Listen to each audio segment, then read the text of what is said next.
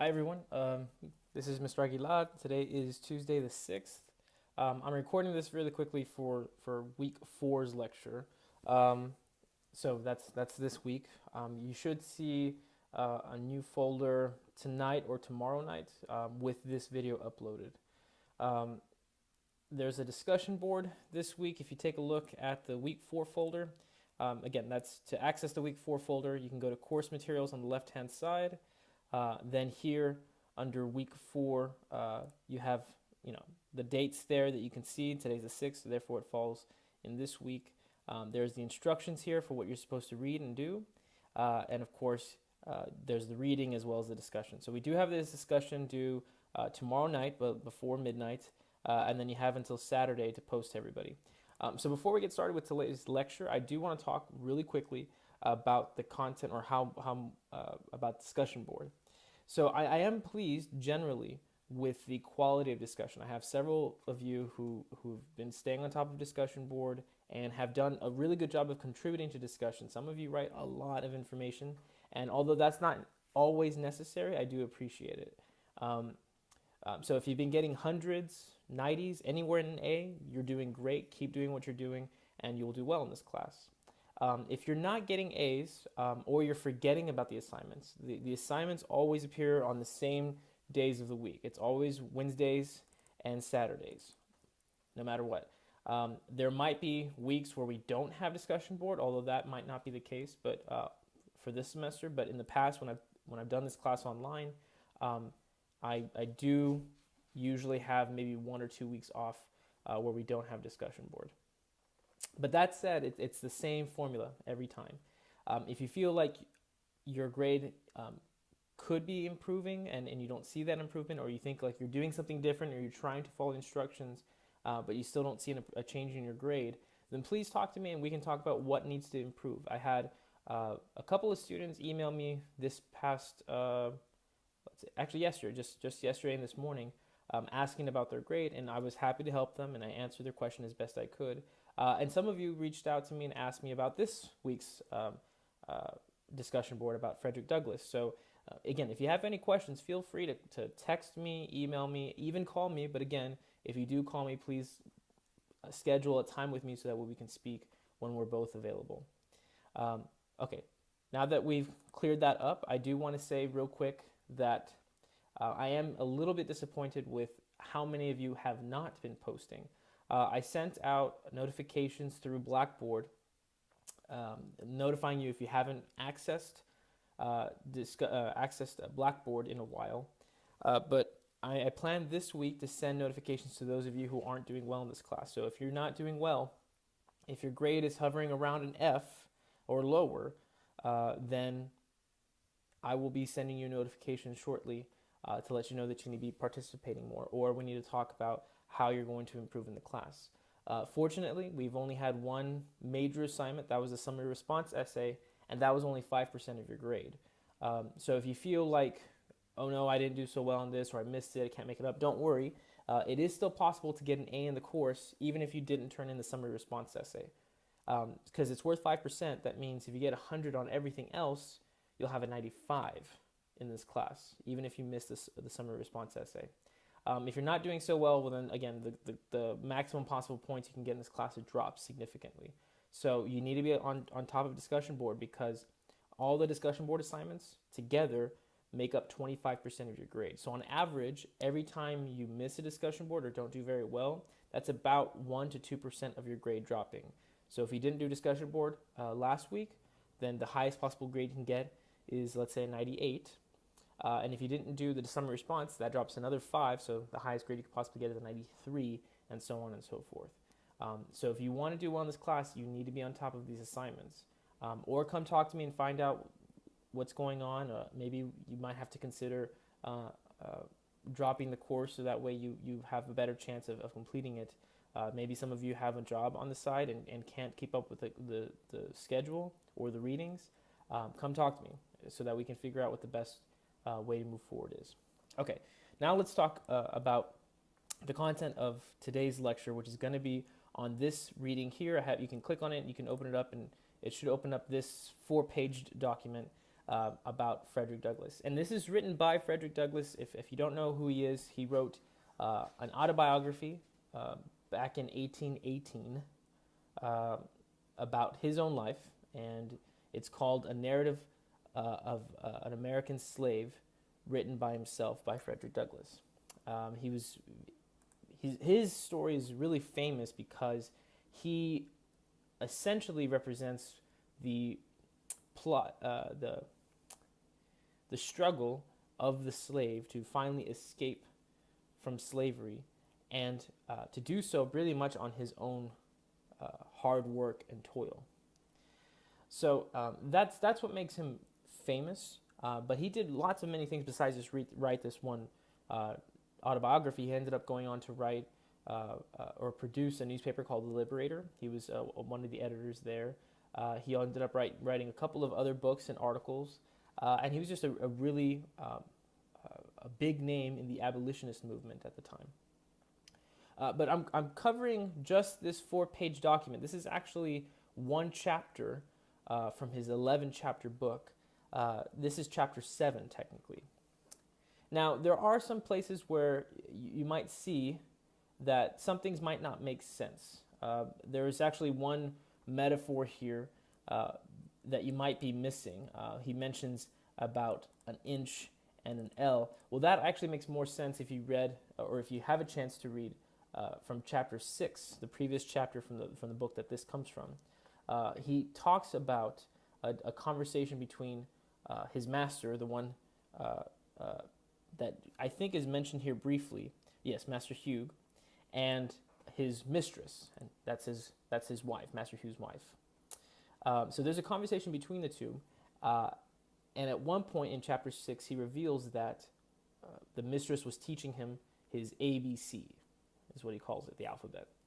And as he's teaching him, as she is teaching him his alphabet, she also tries to start teaching him how to, create small 3-4 letter words.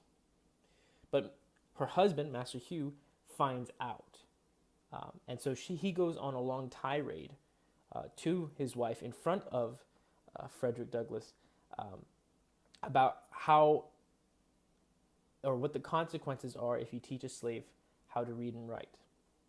And if you're interested, you can do a quick Google search. I'm sure you can find the whole book, the PDF of it online. It just shouldn't be hard. And if you're interested, you can reread chapter 6. But the reason this inch and L example, or this inch and L piece right here makes more sense is that in that long tirade, the master tells his wife that if you give, and I'm quoting here, if you give a nigger an inch, he will take an L. Now, if for those of you who don't know, you guys should know what an inch is, right? It's a unit of measurement. But an L is also a unit of measurement. It's about 45 inches. So, in other words, what he's trying to say, to put it in other terms, is that if you give a slave just a little piece of a pie, for instance, if you give them a little sliver of a pie, they're going to take the whole pie. And he ends up being right, of course. If you read this 4-page document, you'll know that Frederick Douglass, even though he just knew his alphabet and maybe how to spell a handful of words, he ends up learning to read. That's how he wrote this fantastic chapter, and also the rest of the book, of course. That wouldn't have been possible without the little bit of that inch that the mistress had given him. And of course, we find out later that he always had a book with him no matter what. He had to make an account of himself constantly. But we also know that and if you haven't read chapter 6, I strongly recommend that you do. It's not required, but it will give you a better perspective about what he's saying. Master Hugh also goes on to say that it would not be fit a slave to learn to read and write, right? Any sort of knowledge that a slave gains is just going to make him discontented and unhappy. And that's key, because he ends up being right. And as you guys know, right, at one point, Frederick Douglass, I think starting on the bottom of page 2, he says, "As I read and contemplated the subject, behold, that very discontentment which Master Hugh had predicted would follow my learning to read had already come, to torment and sting my soul to unutterable anguish." And he goes, again, just to skip ahead, he finally says, "I envied in moments of agony, I envied my fellow slaves for their stupidity, right? And so the learning to read and write had been both a blessing and a curse, but actually more of a curse than a blessing, because sure, it opened his eyes and it showed him the system of slavery and how it worked and how people were being taken advantage of. His people were being taken advantage of. But more than that, he couldn't get out of it. There was no way. He was now conscious that he was going to be a slave for life. So what was the point of showing me that? He'd actually have been more happy had no one told him that he was a slave, and that he would have been, just as ignorant as his fellow slaves, and they'd be happy in their ignorance, right? Ignorance is bliss. But this piece, I'm giving you guys this piece to read for a couple of reasons. Last week, we covered Barbara Jean Field's article about slavery, race, and ideology in the United States. But that was written from a historian's perspective, trying to look at the slavery or the establishment of slavery in the United States from a historical perspective, and really only through the lens of economics and politics, right? She says that race, or actually, that slavery is not because of race, right? Race did not cause slavery. In other words, it's not that we saw a group of people who looked different from us, talked different from us, believed different things in us, had different cultural values from us, and then said, oh, okay, they should be our slaves because they're inferior. That doesn't make any sense. It makes more sense that we did it for economic and political reasons. We had indentured servants. They were cheaper than slaves, or spoke our language, understood our customs and laws and so on. But we couldn't have indentured servants because when we started treating them horribly, they rebelled against us. They had weapons. They were armed, and we could no longer sustain ourselves. So we go to the next best thing, which is slaves. They just happened to be, a lot of them came from the same places, even though they themselves did not speak the same language amongst themselves. And in fact, a lot of our slaves did not come from Africa. They came originally from the West Indies, starting in the 1630s and 40s, and then by the 1660s, we started importing directly from Africa. But the funny thing is that, or not funny, but the odd thing is that those slaves were not bought and sold by Englishmen. Those slaves were bought and sold by other Africans, people who, or tribes that had conquered other tribes, enslaved them, conquered them, and then sold them off for a handsome price. So slavery is not an issue of race, as many of us would or have been told and taught to believe. And that's, again, Barbara Jean Field's one of her main arguments. So we looked at it from that perspective, but what we haven't seen is really the effect of slavery itself, and that's why I'm having you read Frederick Douglass, because he has lived it, he does live it, and more importantly, he leaves it. He escapes from slavery, he escapes his bonds, and we want to know how that is possible. Because, and this is important for your discussion board question, if he can achieve freedom, if he can escape from this form of oppression, how can we then escape the form of oppression that we understand as racial ideology, right? We have been taught to believe over and over again this ideology that says all things that we interpret around the world are really partly influenced by race, which doesn't make sense, right? As if you're going to have a different conversation with someone differently because of their race, which doesn't make any sense, right?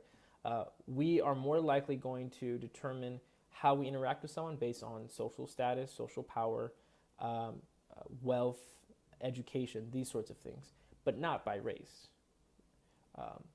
So this is important to consider because a lot of us have been told, no, you have to act differently from a race, so you have to perform your race. That's not necessarily true. And what's also interesting to note is that Frederick Douglass doesn't once use the term race in this chapter. In fact, out of his whole book, he only uses the term race, I think, once. And he talks about the human race, not his race, his people's race. So it's interesting to note that at this time, even by 1818, the word race had not really been used that frequently or even in that manner.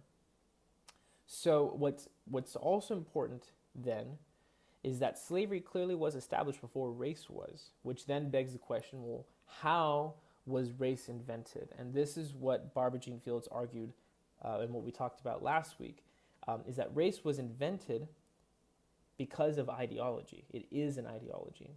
And some of you, by the way, on the discussion board, I noticed that some of you did not understand what Fields meant by ideology, and so I want to clarify that. Excuse me, real quickly. An ideology isn't an idea, right? Ideas can be shared. You can point to an idea, or you can say I have an idea, and you can express it. It's not a belief. It's also not rumors or propaganda. It is something beneath all of those things. It's where ideas come from. So the way to think about it, she uses an example in her article about a traffic light.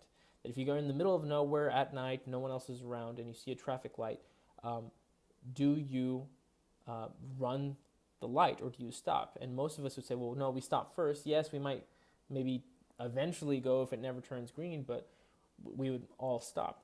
But we don't stop because of instinct, and this is important. It's not because of instinct, it's because we have seen this behavior over and over again, not just from ourselves, and we've been taught to by law and custom, but because everyone else does it too. In fact, nothing in nature really suggests that red means stop. There are plenty of examples where that's not the case, right? Watermelon, it's the exact opposite. When the red you go on and the green you stop at.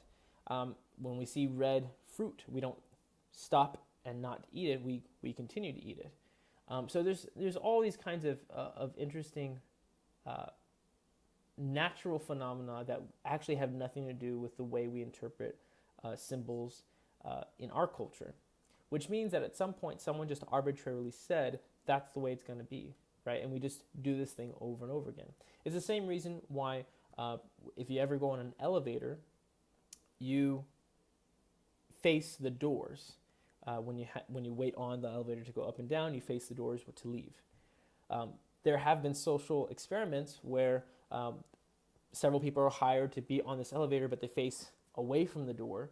And so this new person comes along who's not part of the experiment, comes along, goes into the elevator, notices that everyone's facing the other way, and so most of them end up turning to face along with the crowd. They do what the crowd does. Same thing happens on street corners. Several people were paid to look up at the sky to see something up there that wasn't there. And sure enough, people that would come by would see everyone facing up, so they'd face up too. It's because we do what everyone else does. We've noticed behaviors, and because we're social creatures, we want to do things that other people do. The same thing happens with race, in fact, and the invention of race. Because for a long time, we're talking 200 years, slavery was very much in effect. The end of slavery was around the Civil War, so 1865. Okay, slavery again was introduced into this country around the 1640s and became really prevalent from Africa around the 1660s. So you're saying from about 200 years, that's about 6 to 7 generations, we have had a system of oppression where the upper and middle classes were composed of mostly English or former Englishmen who looked similarly, who talked similarly, who believed in similar things, who understood at similar customs and laws and etiquette, who understood the political system within which they participated. And then the lowest class, which were slaves, again, also did not speak the same language, did not have the same customs or rituals and that sort of thing, and of course did not look similar. And so for generations this happened. So at some point, the first few generations who knew where slavery came from and who were completely familiar with the practice and understood the difference between a slave, an indentured servant, and so on, well, those people die out. And so the new generation that comes in is now in a country that first boasts that all men are created equal, and that God's children are essentially all equal. And now they're faced with this dilemma, like, well, how can we claim that slavery is okay? How can we justify slavery when we clearly claim, and all of our texts, all of our literature suggests that men should be equal? Well, then you have to find a way around it. And the best way to go around it is by saying, well, maybe they're not human, right? Maybe they're less than human, maybe they're different species of human. And so begins this idea of race.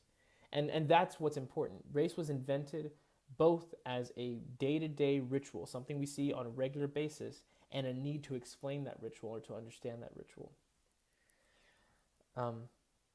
That said, Frederick Douglass doesn't really tackle race. He's looking at slavery from the inside, right? Slavery as a system needed to be explained outside of itself, but Frederick Douglass is looking at it from the inside. So I want you to see here that his idea of escape, the best way he could escape is by reading and writing, by education itself, right? Sure, it was, out of the frying pan and into the fire, essentially, for him, because the frying pan, it was enslavement, not knowing that you're enslaved, but still having a horrible existence. But then knowing that you're a slave, being aware of your existence and knowing that what slavery is like, and still not being escaped from it, well, that's like going into the fire, right? It's just one form of oppression into a worse form of oppression. So eventually he makes the incredible decision to lash out against his master and escape. And what's important here is that he could not have escaped unless he knew the sort of physical turmoil that was going to be required of him, the resistance, the active resistance to escape from his master, to overpower his master. And what's interesting here too is that if a slave is powerless, how can he overpower his master? It suggests then that slaves do have some sort of power, but it's restricted by the master. And we're going to talk about this next week. We're going to cover Angela Davis. And Angela Davis's work is very complicated, but nonetheless important. And so when I share that work with you, it's going to be really hard to read, but there will be plenty of time for me to talk about it during the Friday seminar, as well as in the lecture that I post next week. But she's going to be looking at it philosophically, right? She's going to look at specifically Frederick Douglass's work, but slavery as an institution, and see what it does to the people within it, both the master and the slave. And she is going to make an interesting argument about who is actually more of a slave. Is it the master or the slave? Who is really the slave? And we're going to get into that next week. Another thing to note about Frederick Douglass is that, this is a writing class. This is writing and cultural studies, and we're not just going to be talking about culture by itself. We're going to be looking at how we write about these things. And it's interesting that Douglass this is a narrative. It is an autobiography, but it's still in story form. But an important question to ask ourselves is, writing essentially is a form of an argument. In fact, all communication is an argument. When I say hello to somebody, I'm making a claim essentially that I want to be saluted in return. I'm not just saying hello without a hope of response. So everything is an argument. The key here then is, what is Frederick Douglass arguing? Number one, what is he arguing? And number two, how is he making that argument? What are his claims? Because this is not a traditional argumentative paper. This is a narrative that he's writing. So how do you construct a narrative such that you are now making an argument at the same time? And I think here it's by putting value judgment, right? For instance, here, and I'll just take a look at this one sentence here. Or actually, I guess it'll do us some good to look at this, at least this first paragraph. So let me read the first paragraph together, and then I'm going to look at specific parts to see how he's building an argument, where the argument's coming from, how his lexical choices, his word choices, and the grammatical choices he makes determine this argument, right? So he says, I lived in Master Hugh's family about 7 years. During this time, I succeeded in learning to read and write. In accomplishing this, I was compelled to resort to various stratagems. I had no regular teacher. My mistress, who had kindly commenced to instruct me, had, in compliance with the advice and direction of her husband, not only ceased to instruct, but had set her face against my being instructed by anyone else. It is due, however, to my mistress to say of her that she did not adopt this course of treatment immediately. It was at least necessary for her, she at first lacked the depravity indispensable to shutting me up in mental darkness. It was at least necessary for her to have some training in the exercise of irresponsible power to make her equal to the task of treating me as though I were a brute. So this is interesting, right? So there's three people that he's talking about. We're going to call them three subjects, three agents in this paragraph. We have Master Hugh, his mistress, and of course Frederick Douglass himself, right? Obviously, most of these sentences put himself as the focus of it, right? He begins, I lived, I succeeded, I was compelled, I had no regular teacher. So all these first four sentences all begin with I. So this is going to be the focus, and obviously the title of this section is Learning to Read and Write, and this is what essentially he's going to talk about. So notice so far, everything's in simple past tense, right? I lived, I succeeded, I was compelled, I had no teacher. So all of these are in simple past tense, and with one exception, there is one what we call passive sentence. It's still past tense, it's still basic past tense, but it's in passive voice. So everything's, again, from the perspective of Frederick Douglass and is written in past tense. Now notice, suddenly, the shift. No longer is he talking about himself, and I'm just looking at the next sentence here. He doesn't talk about himself anymore. Now the focus is on his mistress. And notice even the verb changes. He says, had commenced. So anytime you have a form of have followed by a past participle, we call that the perfect. And we use perfect in English, and we have perfects in other languages, like Spanish has the pluperfect subjunctive, for instance. But we use the perfect in English to talk about an event that is remote. Something like, for instance, we're already in the past, but now we're going to talk about something that's even further in the past or further away from this event that we're talking about. So right now we're talking about, or Douglass is talking about himself at this point in time, and now he's talking about something that happened further away. So he says, my mistress, who had kindly commenced to instruct me, had only ceased to instruct, but had set. Notice he has these had set, had not only ceased, had commenced. So there's all these perfects here. Now the perfect we use, again, to describe remote events. But it's interesting that we don't just use it to talk about remote events, but also the remoteness of facts and the remoteness of our linguistic selves conceptually.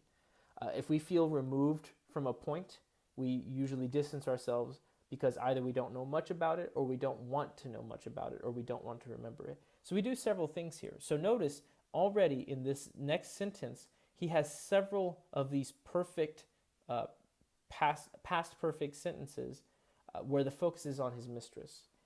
And it's important too because he's talking about her as if she no longer does these things.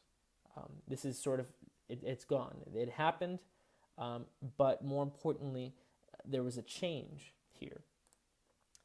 And he continues now, it is due, however, to my mistress to say of her that she did not adopt this course of treatment immediately. Notice now he switches to normal past tense. Is due is present tense, but this is more of like a topical,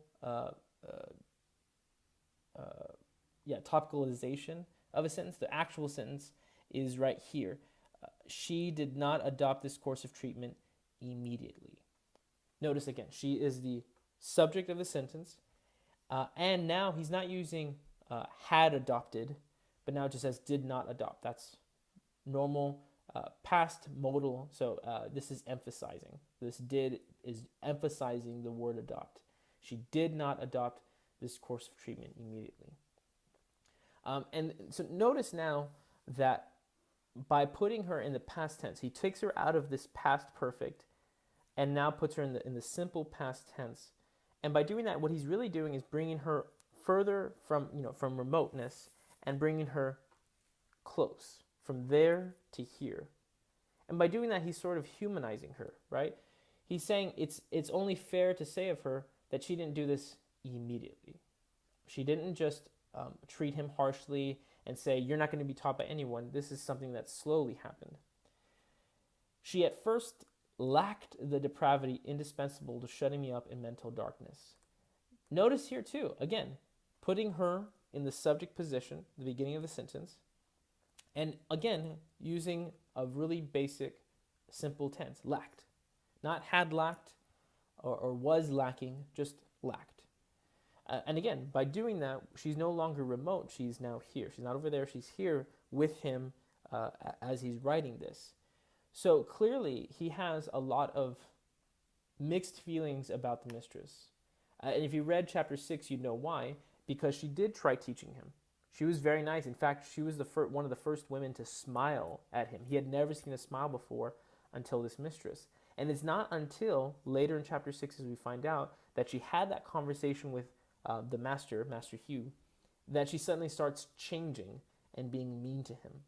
She no longer smiles at him. She no longer teaches him. She scowls most of the time, and she refuses to have anyone else teach him. But at least, again, he has this mixed feeling like maybe there was hope. Had Master Hugh not talked to her or convinced her otherwise, perhaps there would have been an opportunity for her to have been involved in my learning and involved in my humanity. And he continues here, the last sentence, it was at least necessary for her to have some training in the exercise of irresponsible power, to make her equal to the task of treating me as though I were a brute. Now here's important. Notice he starts off with this, it was. We call this, again, topicalization. It happened earlier again when he says it is due. Like it is raining.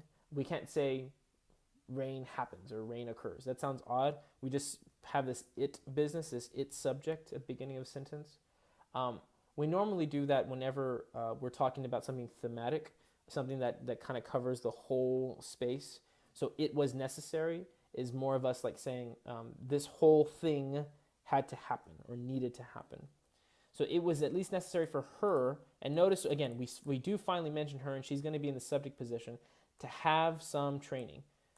And notice the verb here is very simple, not to have had, just have. Some training exercise of responsible power. Well, here it's kind of interesting. He says she needed to have some training. Well, who was the training from? Who was the one training her how to use power irresponsibly? Well, obviously, he's pointing the finger at the master. And notice, he actually never mentions the master except here, at the very beginning of the sentence, at the very beginning of the paragraph, he says, I lived in Master Hugh's family about 7 years. Not once does he actually mention him. Actually, no, that's not true. He does. He says, in compliance with the advice and direction of her husband. Doesn't even call him by name, just says her husband. Again, showing how he is really far removed. He never appears in the subject position. When he does appear, he appears in a small prepositional phrase at the end of that phrase in sort of second thought, right? So clearly he's expressing his disdain for the husband by not even putting him anywhere near the main part of the sentence. And even here where we would normally have said something like, it was necessary for Master Hugh to train her in the exercise of responsible power, he doesn't. He mentions it sort of passively. As in, it's just assumed or implied that he was the one who did this. Again, to make her equal to the task of treating me as though I were a brute. Which again suggests that Master Hugh was already doing that, treating Frederick Douglass like a brute. So I just wanted to show you this quick exercise. Notice what I did in this paragraph was look at the subjects. And the subject doesn't always appear at the very beginning of the sentence. In simple sentences, that is the case. But we can also identify it just by saying, well, who's the main person in that sentence? And that's no longer the grammatical subject. We call that the linguistic agent, the person who has agency, the person who has power and meaning, in the most power and most meaning in a sentence. We call them the linguistic agent. So if we look at all the sentences and identify the linguistic agents, we clearly see this pattern of going from I to his mistress, right? Over and over again. This seems to be the pattern. And more importantly, even how the mistress moves based on his grammatical choices of verbs. Again, he uses simple past tense when he's describing everything about him. When he, however, talks about his mistress, he has to use the perfect to show how there was some sort of transformation from over there to where she is now. And this, again, is interesting because even though this is not an argument, which is, again, we asked this question before we started talking about this, even though he's not making an argument per se, he is using the narrative and even his grammatical and lexical choices to clearly make judgments about these people. Just in this one paragraph alone, we already get the sense that Master Hugh is clearly not the important part here, and he doesn't care for Master Hugh very much.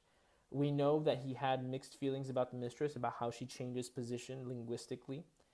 And we also know that the focus of this section really isn't necessarily about him, but really his interaction with these people. And again, that's just from the first paragraph. We can continue doing this, although this would take us quite a while to do. But I'm showing you this not so much that you can study, Frederick Douglass this way or all writing this way, but it's important to note that as writers, you will make important decisions about which word, which construction, which verb choice, which tense, which aspect, and that's what we call perfects and modals and progressives, which aspect you want to use to define how close to the subject or how remote from the subject you want to be. And this is important especially with narratives, because narratives don't have this overt sort of, this is my argument, here's my thesis, here are my examples. There has to be some sort of guiding plot, but under that plot we have this layer of argument.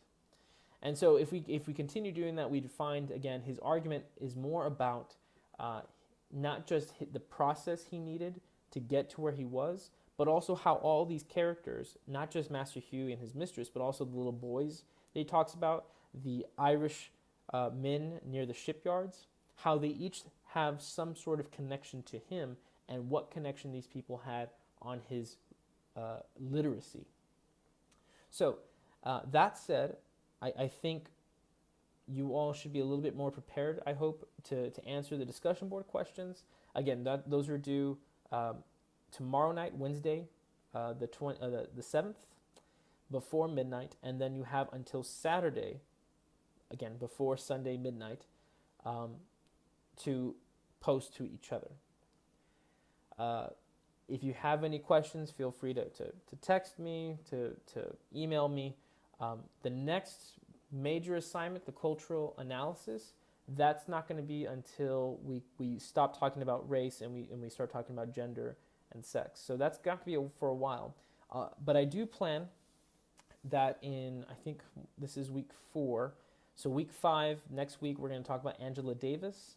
And then in week 6, I'm going to have you all do sort of a reflective assignment. And it's going to be a video assignment where you create a video and post it to Blackboard. And I'm still trying to figure out how I want to do that. But I think what I'm going to have you guys do is post it to YouTube and then put the YouTube link in Blackboard through discussion board, so that everyone can just click the link, take us to YouTube, and we can watch your video there.